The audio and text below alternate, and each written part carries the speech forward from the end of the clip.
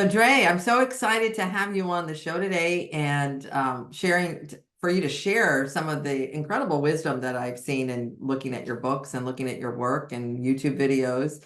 So, talk to me a little bit about your background and how you got to be where you are today. Well, first of all, I'm excited to be here as well, Janet. I appreciate you having me on your show. And my background is come from the city of Philadelphia, now in Miami, Florida. Always played sports growing up. Stumbled onto basketball as kind of a last resort sport after trying and failing at a couple others. I only played 1 year high school basketball. Walked on to play Division III college ball. For those who don't know the sports world, Division III is the third tier of assumed talent. So D3 athletes usually don't become pros because the best ones are at the Division I level. So I got out of college. No one was checking for me to play pro. I hustled my way into pro basketball anyway and started what became a 9 year professional basketball career. This is in 2005, by the way, so people have a frame of reference. At that same time, I started putting content online. This is before we were calling it content. And this is on this Right. brand new website called YouTube. And this is basketball content. So I built this audience of basketball players over the next 5 or so years. Wasn't selling anything online, didn't make any money off the internet until about 2009, 2010. Found myself unemployed from basketball, waiting for the phone to ring. Anyone knows the entertainment/sports business that happens. Phone wasn't ringing, and I started to really focus on this internet audience that I had, which was a bunch of basketball enthusiasts who wanted to learn how to play. And I started creating my own products, $4.99 training programs for ball players. That's how I became officially an entrepreneur. Those players eventually started asking me about mindset. I started talking about that. Then people who didn't play ball heard the mindset stuff and said, "Hey, Dre, this applies to us as well." That told me, Janet, what my segue would be from the sports world to the rest of the world, that I could take the mindset stuff I learned in sports, and people who didn't play sports valued it. And I knew that I always wanted to do more than just play sports. I knew I didn't want to be a trainer or a coach after my career was done. So how could I serve the rest of the world? Because all of my experience is just playing basketball. So what do I have to offer them? But when I realized that they appreciated the mindset piece, I knew what my next step would be. So luckily the phone did ring again, and I kept playing basketball till 2015. But by that point, I already had an audience. I had a bunch of people who knew me from basketball and people who liked the mindset stuff. I had started writing books, creating courses, etc. I was starting to get a business and online internet, online entrepreneurship education, I guess you can say. Yeah. And I knew what my next step was going to be. And that's pretty much what I've been doing since I stopped playing in 2015. So I'm sure we'll fill in all those gaps here in this conversation. No, I love it. And, there's so much in what you just said, right? There's so much Mhm. about you that it wasn't said. Just your resilience, your ability to be consistent, to take on something. Also, I'm sure it's not a journey of, oh, everything is great, just like in sports, right? So Mhm. there's your setbacks, all of that. Whatever you were learning in sports, right? In professional sports and Mhm. basketball, because that's a tough game. And how did you apply that now to the work you're doing, the mindset, mastery, and all that kind of stuff? Great question, Janet. How it happened was actually from the audience. So a lot of what I do, a lot of what I've done over the last almost 2 decades is based on me always engaging with and listening to my audience. So the material when it came to the mindset came from the fact that the players who were watching me on YouTube just started asking questions because I was putting videos out before it was a normal thing to put videos out. This is before we were calling it social media. There was no influencer, there was no personal brand. None of these phrases we weren't doing this stuff. But I was putting content out. And these players, obviously, they weren't coming online looking for Dre Baldwin because who was I? They didn't know me. I played Division III college ball and I was playing basketball in Europe. I was playing overseas. So it's not like I was on the New York Knicks and everybody knows me when I go to the grocery store. Most Americans don't watch basketball overseas. Even the basketball fans don't watch it. So nobody knew me from being a professional athlete. And the players would simply just say, like, what is it that keeps you coming to the gym every day to work out? Because a lot of players understood that to get good at anything, you had to be really consistent at doing it. But a lot of players just didn't have the drive, the discipline, if you will, to just go to the gym and practice every day. But they saw me doing it. So they were intrigued. What's in the mind of a person who would do that? Yeah. Then they said, well, Dre, you only played 1 year high school. You walked on Division III. And then nobody was calling your phone to play pro, but yet you went and called their phones to get your chance to play pro. What's the mindset behind somebody who would keep trying despite all these, quote unquote, realities in front of you that say you should probably give it up? That's Right. what led to me talking about mental toughness. And then the last piece was, it was, how do you get started with all this stuff? So of course I had a bunch of ball players who would see my story and say, well, hey, if he can make it to play pro, maybe I can too. So how do I get started to play pro? What are the steps I need to take? Because being a professional basketball player overseas, Janet, coming from the United States, is not like being a lawyer where if you want to be a lawyer, you can go Google and they tell you exactly what you have to do. To Yeah. be a professional ball player playing overseas, there's no guideline, there's no book, there's no manual. If there is a manual, it's because I wrote it these days. But when I was trying to play, nobody had told me what to do. I just kept doing stuff till it worked. So they would ask how you get started on that. And also, by this point, when I'm getting these questions, Janet, it's about 2010. Now you have the whole generation of kids growing up saying, I don't want to be a lawyer or a doctor or a firefighter. I want to be a YouTuber. I want to be an internet person. Right. A content Yeah, developer. Now that's a thing. right. Yeah. Exactly. So Yeah. we were starting to, that was starting to become a thing. So this is about the point we start hitting critical mass of everybody was consuming content online, but not everybody was creating it yet. But everybody was looking. And at this point, I had a ton of content out there. So I'm very well known because I didn't have much competition, yet I was out there. So they said, well, how do I get started on this? Well, maybe I want to be an internet person. Now that we call it an influencer. We weren't using that word yet, but Right. how do we start doing that? So I just started answering those questions. And that's where the framework, the foundational framework of work on your game became discipline, confidence, mental toughness, personal initiative. Right. And I was making these videos called the weekly motivation. That's where I started talking about mindset. And it wasn't for sports. It was just answering the questions they were asking. And that's when the stuff just started coming out of me. And here's the thing, Janet, I thought everybody thought this way. I thought Right. it was a normal way of thinking. Right. So I was just putting it out on YouTube, a little 2 to 5 minute selfie video every week. And what I came to realize very quickly was that most people did not think this way. And this was like a revelationary to a lot of people hearing the way that I was explaining discipline and confidence and mental toughness. And that's when I realized, okay, there's a real opportunity here. And that's when the light bulb went off. I love the things that you just mentioned. Talk a little bit about, okay, what I'm calling that like mental conditioning, right? You're Right. conditioning physically, right? But you're also conditioning yourself mentally, and those things go together. Mm-hmm. Talk a little bit about some tips that you might have for what you would consider mental conditioning. When it comes to mental conditioning, it starts with what you're giving yourself on a consistent basis. So the same way that you condition your body by working out consistently, you condition your mind by what you're feeding it consistently. And what you're feeding it is, of course, your own thoughts and words, because those are the majority of what it's taking in, but also what you're reading, what you're watching, what you're listening to. All of those things are conditioning your mind. And the more you are taking in anything, the more of an effect it has on you. When it comes to mental conditioning, what I tell people is, the way that you start your day. What are you telling yourself the first 10 minutes of the day? What are you telling yourself the last 10 minutes before you go to sleep? Most people don't have conscious control over this. Well, actually, they do have conscious control, but they're not taking conscious control, because what do most people do when they wake up? They grab that phone and they start looking at social media, email, and text messages, which are all what everybody else has to say. You have no control over what's on there. When you first wake up in the morning, the subconscious mind's doors are wide open.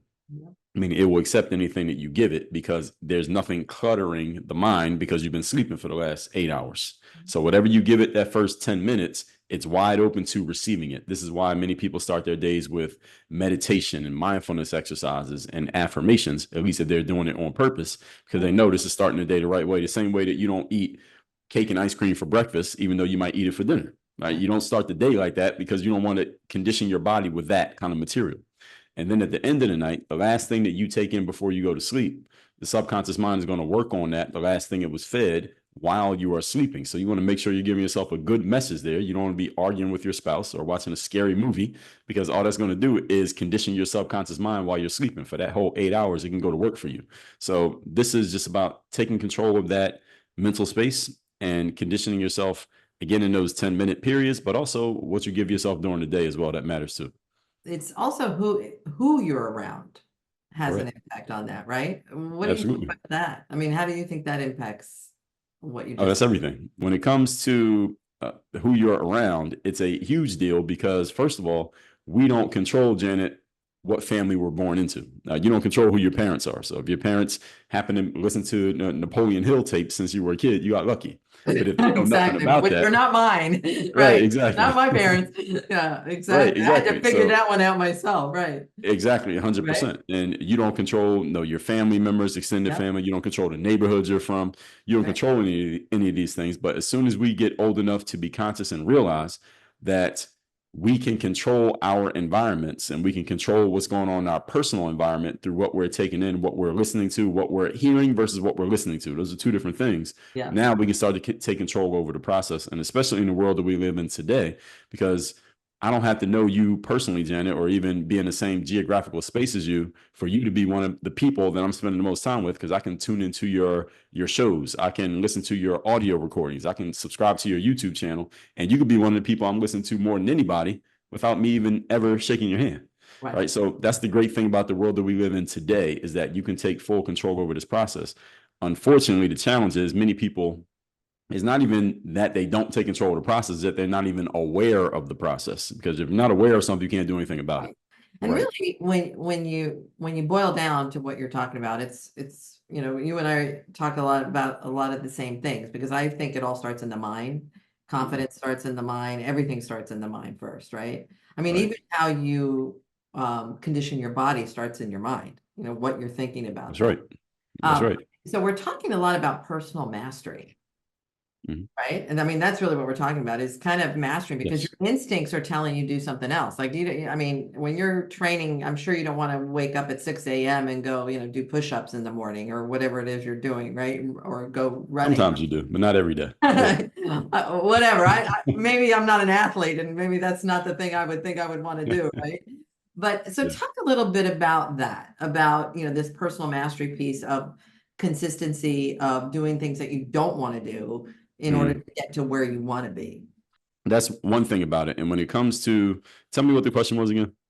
No, I'm just asking you about personal mastery, like, and consistency. And it's, I mean, I think you're pretty much saying it right there. I love what you're saying, is that, how do you become consistent even though you don't want to? Like, there's days you wake up and it's like, I don't want to do that.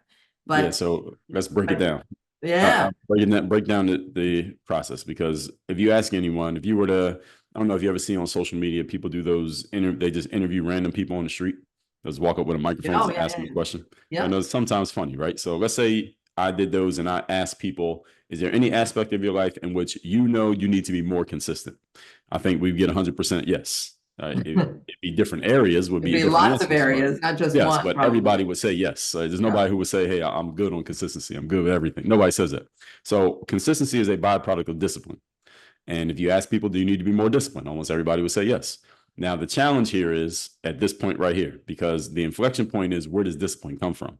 And a lot of people mess up with discipline because they believe that discipline is simply just something that you make yourself do. And the common answer that I get, Janet, actually, you want to guess what the common answer is? When I ask them, what do you need to do to be more disciplined? I don't know. So I set a goal, and I don't know. What is it? What do they say?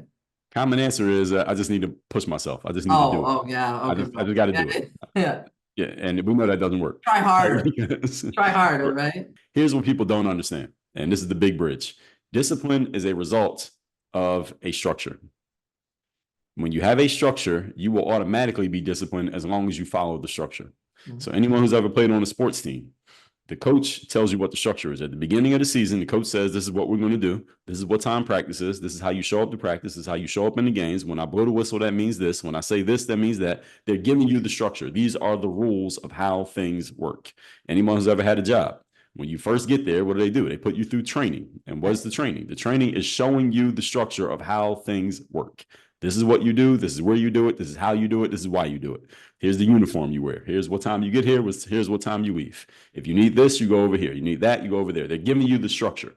When you plug into a structure and do what the structure says, discipline is a automatic byproduct of following a structure.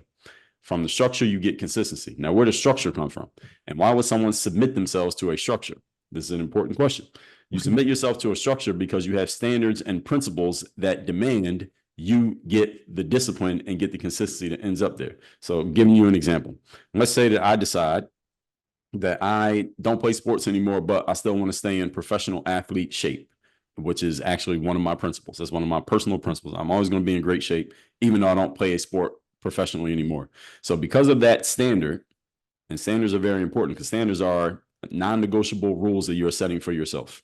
Because I have that, What does that mean? I need to make sure that I'm working out. Okay, what's my workout going to be? The workout is, let me get a structure in place, which means I'm going to the gym this time every day.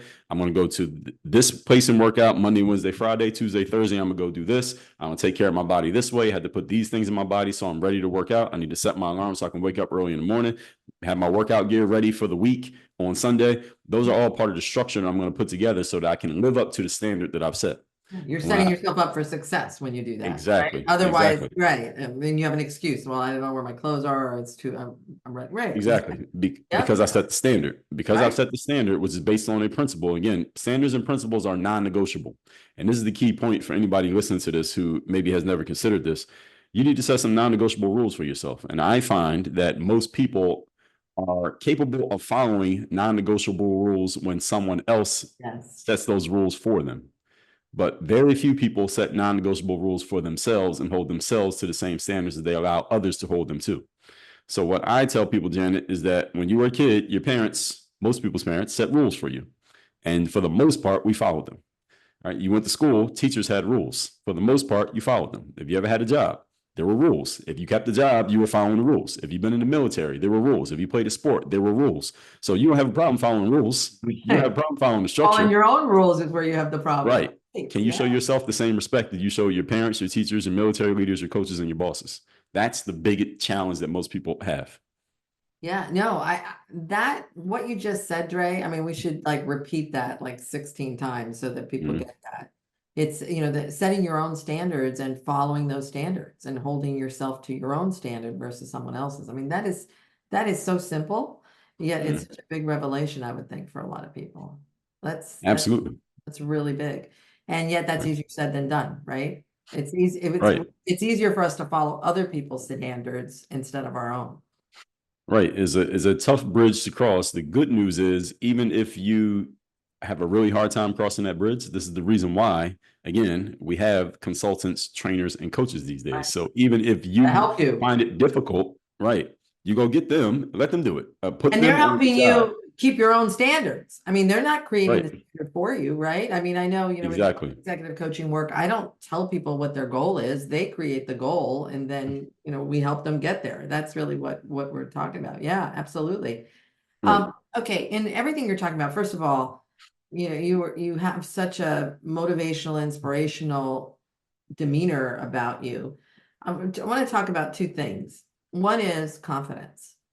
Right? What I see, and even by the way, with some of the high-powered people that I work with, I see that there's a struggle, you know, with it being an imposter, right? And that I'm struggling with confidence. I'm struggling, even though they appear confident on the outside, Right.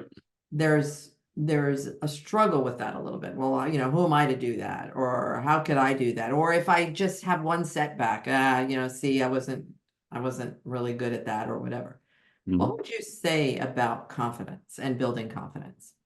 And it goes right back to what you asked about earlier, which is the mental conditioning, because Right. you condition yourself for belief. You condition yourself to believe in yourself. And I don't believe in the concept of faking it until you make it. Me What I neither. actually believe By the way, in, thank you. right? Thank you. Keep going. Great. I'm with you. I can't wait to hear what you say about this because I'm with you on that. What I believe in is becoming it. So you are stepping into this best version of yourself. Over here, we call it the super you. So it's still you being you, not faking being somebody else. You being you at your highest possible level of confidence. And the example that I give sometimes is a high school basketball player. He was maybe the 10th best player on a team of only 12 people. But one day the coach said, today in practice, I'm going to make each of you pretend to be one of your teammates so you can show each other your abilities. And this guy randomly got assigned, this 10th best player, he randomly was assigned to pretend to be the best player on the team that day. Wow. So let me ask you a question, Janet. How do you think he played? Like the best player on the team. Yeah, he played amazing, right? He's making all kinds of shots, doing all there's kinds so of much moves. research to show that you know what you believe is what you become. I agree. Exactly. And his teammates were looking at him like, where's this coming from? Because you never did this before. I never saw it. I didn't know you had these abilities. And the coach at the end of the day said, if that's what it takes, you need to pretend to be that guy every day. Right? We can use you if you can play like that. Right. And what he had done is step into the super you. And the reason I use that as an example to contrast with fake it till you make it is because you can't fake making the shot on a basketball court. You either win the basket or it didn't. You can't fake doing a move. That actually happened. And that's just the demonstration for all of us to see that when we step into a different mental frame, what we do is we unlock abilities that were already there in us that we simply hadn't tapped into because of the mindset that we had been in. And this kid who goes and does all these amazing things and practices one day, it's not like in the 30 seconds that it took the coach to tell him to be the best player that he all of a sudden got all these skills. Right. He already had the capability. He just didn't have a reason to access it. And also what he didn't have was the permission to stop being who he had always been and the permission to be someone else. Yeah. And that's the most important thing that we need when it comes to confidence is we need to give ourselves permission or use someone else as a proxy to give us permission to step into the person that we need to be. This is where the mental conditioning comes in. If you condition yourself on a daily basis that you are this higher level individual, this is something that even Napoleon Hill, way back in the Law of Success 100 years ago, is talking about in his books. You condition yourself to be that person. Anything you tell yourself over and over again, you will eventually come to believe and you will act on it, even if it's a lie. Yeah. So that's where the conditioning part comes in. The thing is, we just have to get intentional and conscious about it. And Napoleon Hill calls it auto-suggestion, suggestions that you make to yourself. So those first 10 minutes, last 10 minutes of the day, that's when you do the auto-suggestion. Right. And that's what our whole advertising world is based on, is auto-suggestion, right? That's right. Something over and over and over again, and then you think and believe it's true, whether it is or not. So yeah. That's right. Great gems here. Okay, so I could talk to you all day, Dre. I mean, I think what you're offering this, just this conversation is just amazing. But I'm going to ask you, we talk a lot about success, and that's what we're talking about, how to be successful, But we know, I know, I think everybody listening knows that the road to success is not all, I'm going to go out there, I'm going to do this, and there I am. I mean, whether you're an athlete, whether you're a leader, no matter what it is you're doing, there's a lot of failure along the way, where there's setbacks or however you want to frame that. Because, we could argue, is failure really failure, right? But talk a little bit about setbacks and failure and what your perspective is on that. Well, I think the higher your ambition and the bigger your goals, the more time you're going to spend having not reached them. And that's just the way that it works. And this is for people who are more goal oriented. Sometimes I hear people talking about systems versus goals. I tend to think they work together. You create a system to help reach the goal. But when you have big ambitious goals, you're going to have times when you're not there, because the higher the goal is, the longer it's going to take and the harder it's going to be to actually reach it. And it's just a matter of framing. So it connects directly to what we just talked about when it comes to confidence, Janet, is how are you framing the way that you're showing up? So a frame, for example, of confidence can be, if you're a basketball player, you're walking on the court. Now, how would your favorite player walk on the court? If you were Kobe Bryant or LeBron James or Stephen Curry, what kind of energy would they have walking onto the court? And you assume that energy. You're not going to be them. You're not going to play like them, but you can assume their energy and give yourself a boost of confidence while still being yourself. And it's the same thing when you deal with setbacks and failures. How do you take that situation and frame it in your mind? And the famous story is Thomas Edison. He tried allegedly 10,000 different ways to create the light bulb. And after one time it didn't work, his assistant said, how many times are you going to fail with the light bulb? He said, I didn't fail. I just found another way that doesn't work. Yeah, exactly. Now let's go to the next one. So true. Yeah. Right. And it's somebody may say, well, that's just semantics, right? Well, semantics matter. All right. The words that we say to ourselves matter. And how you talk to yourself is the most important conversation you're ever going to have in your life. So you need to take control over that conversation and not allow it to happen by default, because by default, most people end up average. We already know this. So you want to take control over the language that you use, the way that you talk to yourself, because again, if, as the saying goes, if other people talk to you the way you talk to yourself, you wouldn't be your friend.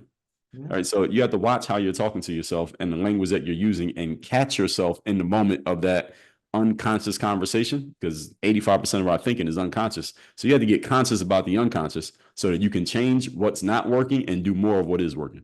What advice would you give people who have trouble with discipline? Get a structure in place. Whether you create the structure yourself, and if you've already tried that and failed, don't lie to yourself and say you're going to do it tomorrow. Go find someone or something that has created the structure that produces the outcome that you want and plug into it. That means you need to invest. And what you're buying is not the structure. What you're buying is time, because that will allow you to get to an outcome within the next 6 months instead of you doing it on your own and only getting to it in the next 6 years. So what you're literally buying is 5.5 years of time. So how much money is that worth? Compare that to the cost. I love it. I love it. What other wisdom would you, or advice would you offer people who are trying to up their game? Or in this case, I've got folks on who are listening who are leaders in organizations. Well, I believe everyone's a leader. So I think Right. anybody who is listening is a leader. It's how you're leading yourself. Hmm. What final words of wisdom or advice would you offer I'll anybody? tell you, I'll tell you three things. I was just talking about this actually yesterday and this morning, that when you're in a leadership position and you want to help other people elevate, three things that are required of you. Number one, you must be at a level that other people want to get to. All right. So you can't lead people if you're not somewhere that they don't want to be. If you're equal to them, you can't really lead them. So you have to be ahead of them in some way, shape, or form. Number two, standards. You set standards for yourself that you live up to. And when people see you living up to your own standards, and they know that those standards are leading to what we just said, you're at a level that is above them, they will eventually come asking or looking, how can I do the same thing that you're doing? Now you have the authority to lead them and direct them and say, do this, do that, maybe even push them if you need to. And number three, the unspoken promise of being a leader is that you're telling people that if you follow me, you're going to do better than if you don't follow me. And that is the burden of leadership. And it sounds fun when we're talking about it, but it's not always fun because there are days you don't feel like doing it, but you got all these people following you. So your unspoken promise was that following you was going to help them do better than not following you would. You had to deliver on that promise. And if you do, those people will sing your praises forever. And if you don't, they will never trust you again. And so leadership ain't for everybody. So you got to decide if you want to accept that job or if you don't. I love it. I love it. It's the title doesn't make you a leader. So That's right. I love it. I love that. Thank you. What inspirational quote or motto would you leave this audience with today? Just based on everything we talked about. Well, I would cheat and say work on your game, but I'll give you a better one.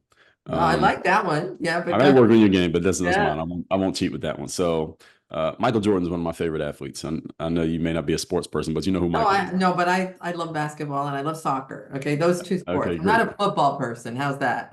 Okay, All fair right. enough. So Yeah. Michael Jordan, in one of his early books, and I read every Michael Jordan book about him and by him, he talked about how when he was building up his team, did you see the documentary, Chicago Yeah. Bulls documentary a few years Yeah. ago? Okay, so the whole theory, the whole theme of that documentary is that Michael Jordan was just this attacker, and he raised the level of his team to get them to be the best versions of themselves. They couldn't be Mike, but they could be the best version of them, and that's why the team became so good. And one of the things that Michael said in one of his early books, this is from back in the 90s, Wow. he said, I taught my teammates to learn how to attack. They had to learn how to be predators on the basketball court. And what he said was the difference between me and my teammates, though, despite me raising their levels up, is that all of them could be predators as long as they knew they had a pack of wolves behind them. Mm-hmm. And he said, I am a predator even if I don't have a pack of wolves behind me.